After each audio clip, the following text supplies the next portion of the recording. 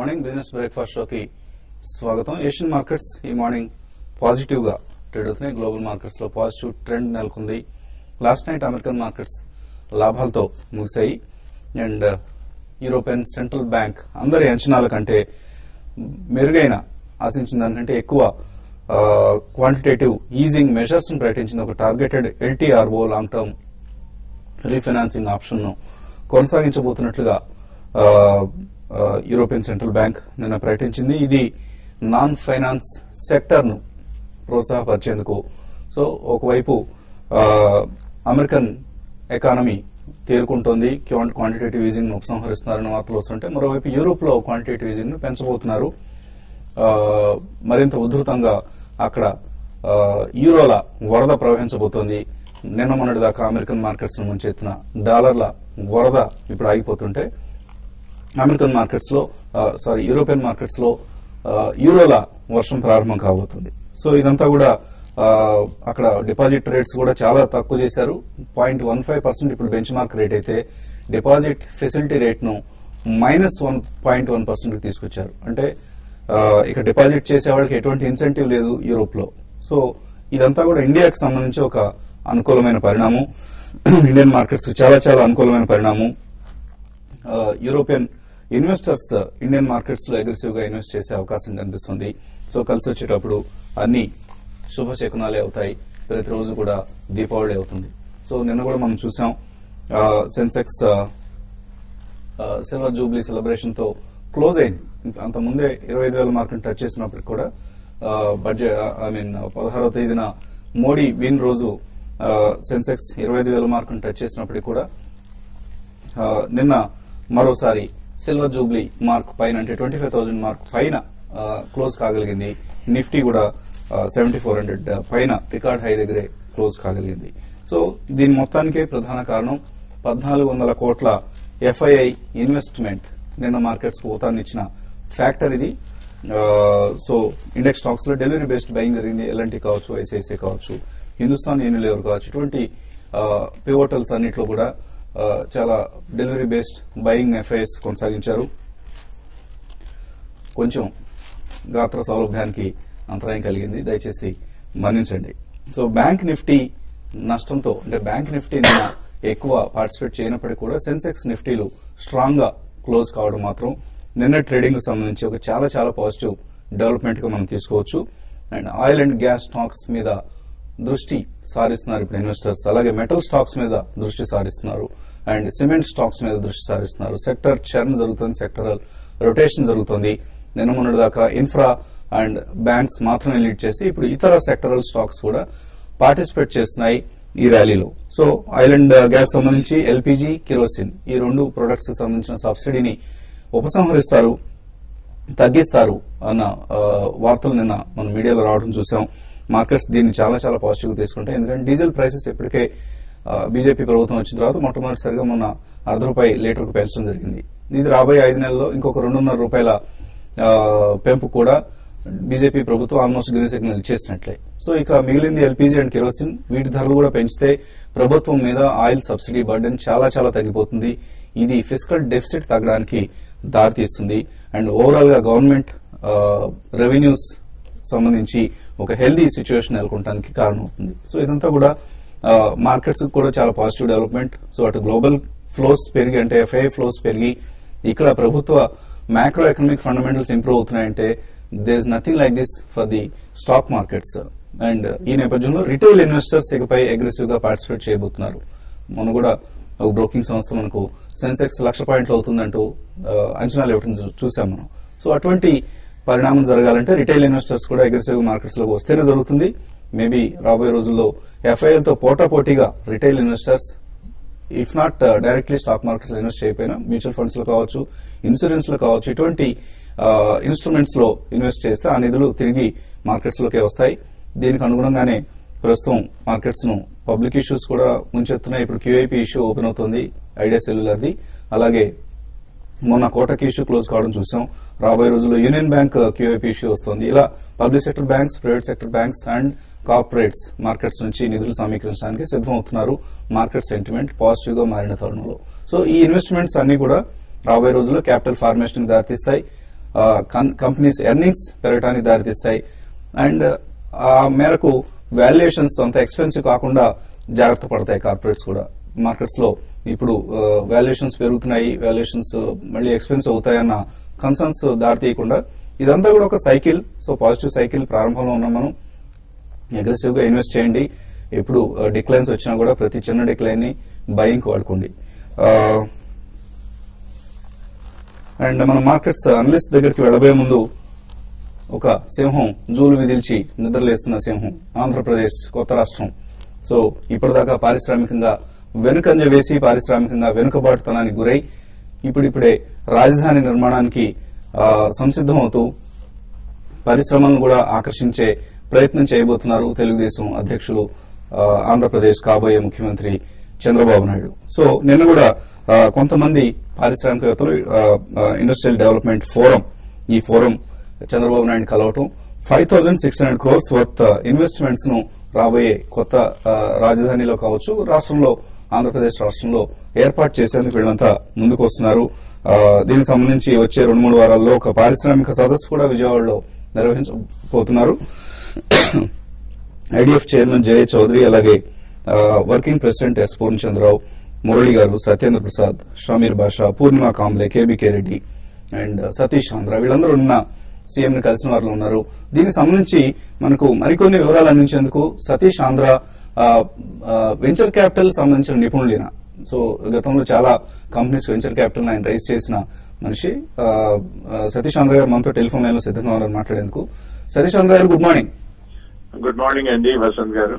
So Satish Andhra గారు నిన్న చంద్రబాబు నాయుడు గారిని కలిసి 5,600 కోట్ల రూపాయల ఇన్వెస్ట్మెంట్ ప్రపోజల్స్ ను సబ్మిట్ చేయడం జరిగింది. 27 సంస్థలు కలిసి ఇన్వెస్ట్ చేద్దామన్న ఒక నిర్ణయానికి వచ్చినట్లుగా మనకు మీడియాలో వార్తలు వచ్చాయి. దీనికి సంబంధించి ఎటువంటి సమాచారం అందించగలరు నాకు? The specifics of exact investment and then timelines for that investment and also how many new jobs will be created in what time frame annadi obviously in the forum all the details will be announced and the details mottham they'll be made available. Sure. But at a very high level I think the focus of the group is more of trade and industry promotion, right? అంటే ఇప్పుడు ఈ 5,600 కోట్ల రూపాయల investments కూడా ఎంత time frame లోగా కొత్త రాష్ట్రంలోకి వచ్చే అవకాశం కనిపిస్తుంది? That అదే నేను చెప్పినట్టు exact outlay of investment and what time frame and the employment creation. A sectors కి ఎక్కువగా ఇన్వెస్ట్మెంట్స్ వచ్చే అవకాశం? Pharma is one such sector అంటున్నారు, అలాగే ఇతర sectors? Definitely IT and IT-enabled services is another one. Manufacturing, given the new incentives. So special status undi kabatti traditional manufacturing as well as electronic manufacturing. Tarvata, agri and food processing, textiles. So outside of, the heavy industries, like steel and oil and gas, many of these sectors will receive a lot of attention and a lot of investment and but basic thing entante you need two kinds of requirements for the industry to prosper. Okati outside of creating access, road, rail, port and airport access and power and lands. I think one of the most important thing is also skill development, availability of human resources. True. So that focus is a must. Murali గారు, ఇప్పుడు వీటన్నిటి కూడా infrastructure మీరు మాట్లాడిన airports కావచ్చు, ports కావచ్చు, roads కావచ్చు, flyovers కావచ్చు, ఏవైనా మెగా స్కేల్లో లార్జ్ స్కేల్లో చేస్తున్నప్పుడు capital is the main raw material. So capital ను ఎంత తక్కువ రేట్ల దగ్గర, ఇంట్రెస్ట్ రేట్స్ దగ్గర రైజ్ చేయగలిగితే అంత ఎక్కువ వైబుల్ గా ఉంటాయి ఈ ప్రాజెక్ట్స్ అన్ని కూడా. ఇన్వెస్టర్స్ కూడా ముందుకు వస్తారు. సో ఆ దిశగా మీరు స్వయంగా ఒక వెంచర్ క్యాపిటలిస్ట్ కాబట్టి ఆ దిశగా మీరు ఎటువంటి చర్యలు తీసుకోగలరు, ఆ దిశగా ఎటువంటి ప్రయత్నాలు చేయగలరు? That's a very good point, Andy Vasant garu. I think a lot of people, do not pay attention to that. If you look at our current situation, manaku, obviously deficit budget in Andhra Pradesh lo. So also there will be some incentives coming from Delhi. That will be very clear in the next few months. but most importantly, a global platform. We have to go on to a global platform. But Chandrababu Naidu garu, he has experience and he has credibility, and he also has the right connections. So he has to make that appeal, Andy. Along with him, of course, outside of his government, ministers and bureaucrats, I think industry as well as venture capitalists and entrepreneurs will have to come together. This is kind of a crisis situation, but in every crisis situation there is an opportunity. So yes. మీరు capital at no cost, almost at no cost తీసుకురావాల్సి ఉంటుంది. మీరు అన్నట్టు మనం Europe లో చూస్తున్నాం మనం 0.15% interest rates అక్కడ. ఇక్కడ మనం 2% ఇచ్చినా కూడా వాళ్ళకి చాలా ఎక్కువగా కనిపిస్తుంది. అఫ్ కోర్స్ కరెన్సీ రిస్క్ ను హెడ్జ్ చేసుకుంటూ. కరెక్ట్ అండి. ఇప్పుడు టు గ్రో ఎనీ ఎకానమీ మీకు బాగా తెలుసు, you could do it 1 of 3 ways. ఒకటేమో giving cheap credit, we cannot do that as a country as well as a state. Yes. Second thing, printing more currency. Again, we cannot do that. Even as a country, if you look at Lehman Brothers downturn, it has to be taken at a very sovereign level. Ikkada manu rashtramo cheyagalem kaadu. That's correct. So the only way of growing our economy is through GDP growth and job growth, and that kind of growth is always slow and painful. Okay. Kabatti, the capital we need to bring in has to be patient capital, right? And long-term capital, absolutely, at a very low. Correct. So a lot of developmental financial institutions are very interested. So you'll have to create public-private partnerships. Transparency becomes very, very important, Andy, because majority of the public-private partnerships in the past have failed because of bureaucracy and then not being transparent. So all those things have to be addressed now.